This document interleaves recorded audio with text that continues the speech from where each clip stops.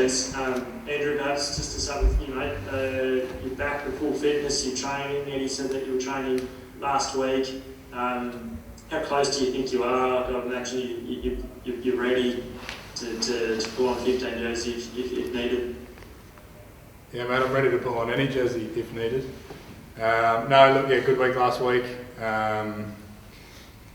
Yeah, big jump, rehab, straight back into training. So I imagine pretty similar to Nella. I've been chasing my lungs for the last 10 days, but now I'm ready to go. So yeah, I'm available.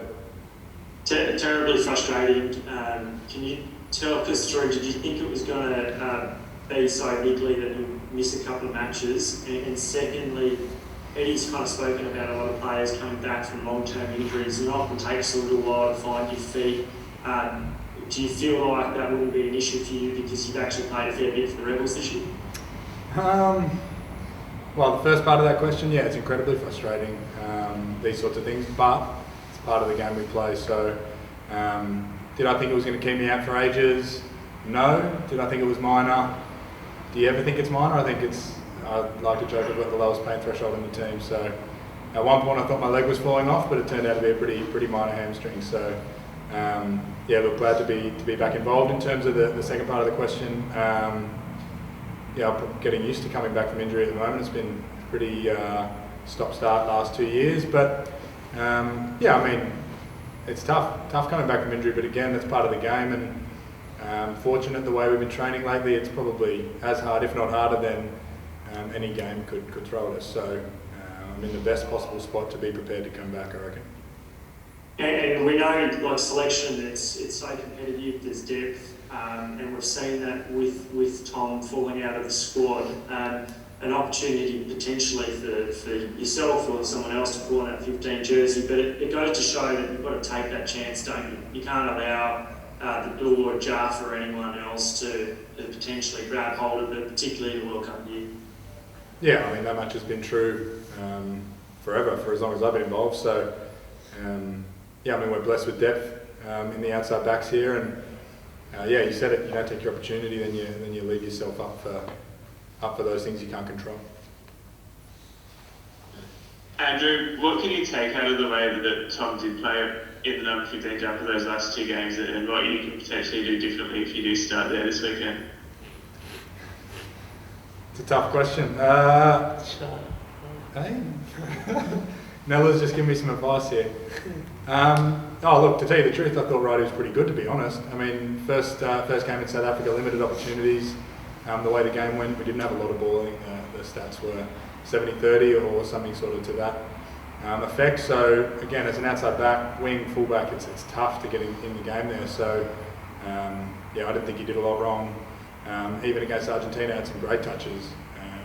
I think for me, the thing about me and my game is that I'm confident that I bring something, and that's different to what Righty brings, it's different to what Nella brings, it's different to what Maki Nwanganitawase brings. So for me, it's not really about comparing the two of us or any of us really. It's about being really clear about what I can do and what I can bring, and bringing that in spades. Andrew, there was a report that Eddie Jones had perhaps looked at naming a World Cup squad ahead of this match rather than just for Bledisloe. The idea being that you could kind of settle down and then just concentrate on this, and that it took away perhaps some of the anxiety. Do you feel like the World Cup being there after this does create anxiety for players and stresses that, you know, make it hard to focus on what's right in front of you? Oh, I reckon that's probably something individual, right? Like guys, some guys have great narrow focus, some guys get worried about that sort of stuff, but what I do know is that by Friday it's impossible to be worrying about those things. You know, you're all of us, everyone, and in their own way, is so focused on what they've got to do come Saturday night. So yeah, look, I'm sure everyone's got the World Cup in the back of their mind, and I think that's a good thing. I think that's important because it's a big milestone, right? But as I said, by Friday there's no room for that sort of stuff, and everyone's really focused. And do you look at like what happened with Tom, you know, in for a couple, then out of the squad altogether? Does that kind of create a situation where, or any anxiety around you must perform straight away? Like, is that an expectation anyway? Yeah, I don't think anxiety is the right word. I think it's expectation. So we know, we've always known that you don't perform, you're out, right? So seeing a guy write his class, leave the group is only sort of reaffirmation of that fact. So yeah, I don't think there's anything new there. That's something that's always been good. Can I just ask one more about a couple of years ago, you had some comments about the All Blacks. I know they were kind of taken out of context and misquoted and used by the other side in that sense. So where are you kind of 2 years down the path on that as, and what lessons you might have taken out of that and learned along the way? I think the biggest lesson I've learned about that is to not comment, so I'll pass on that question. All right, thanks. Hey Taniela, great to see you back. Can you tell us about the 40 minutes? How important were those 40 minutes playing in Tonga, your homeland, to kind of get the cobwebs out, but also to show that you're ready to hit the ground running again? No, I was sorry about my voice. I've been a bit sick in the last few days, but yeah, I'm good now. But no, it was good. It's good to be back home, playing in front of my family for the first time. You know, some of them had never watched me play before, so it's like full circle, back playing where it all started for me. So quite emotional, you know. Sort of forgot that it was my first game back because of all the emotions and, you know, all the family and everything. Just being home, you know, we hardly get these games in Tonga, you know, such a small place. No, but to be back there, it was quite special.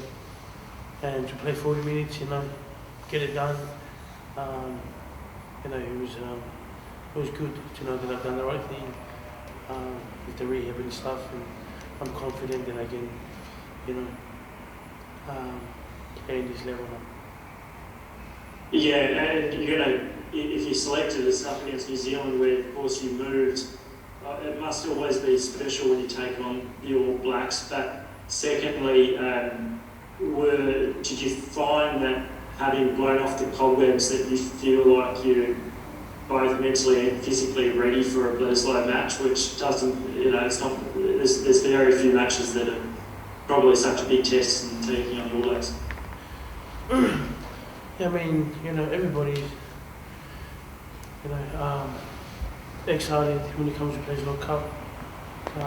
We know what New Zealand can do, and they've had a really good start this year to the campaign. And you know, but for us, the focus is on us. Who's going to be on the field and get 23. And I haven't been training, you know, I only trained today, but from watching, the boys have been working really hard, you know, extra hard. But it was actually really just hard watching, and you know, and that's what it needs to be done for us to compete against these fellas. And I mean, you know, if we get the time to, you know, to play, it'll be, you know, special. Because I know the guys are up for it this weekend. The last couple online, thanks guys. Anything else? Andrew, just quickly, you made mention of the stats beforehand. You know, only about 30% of the ball against South Africa, and not much more against Argentina. I dare say the scorelines certainly are a reflection of where you want to be at, but do those stats reflect somewhat of still how you're wanting to play, or because in the past Eddie's spoken recently around, you know, possession rugby being dead, but has what we've seen not necessarily an indication of a side that might not always want to play with the ball, but are those stats kind of reflective of where you're at, if you understand? Yeah, I understand the question. Are they reflective where we're at? I don't think so. I think they're more reflective of possibly our mindset as a group, which we've had to have a big shift. Eddie's been working really hard to just change our perception around a couple of things, around the way we play the game, around the way we see the game. So yeah, I suppose those stats maybe reflect a little bit of that, but look, most important stat at the end of the day is the scoreline, so work on tweaking that.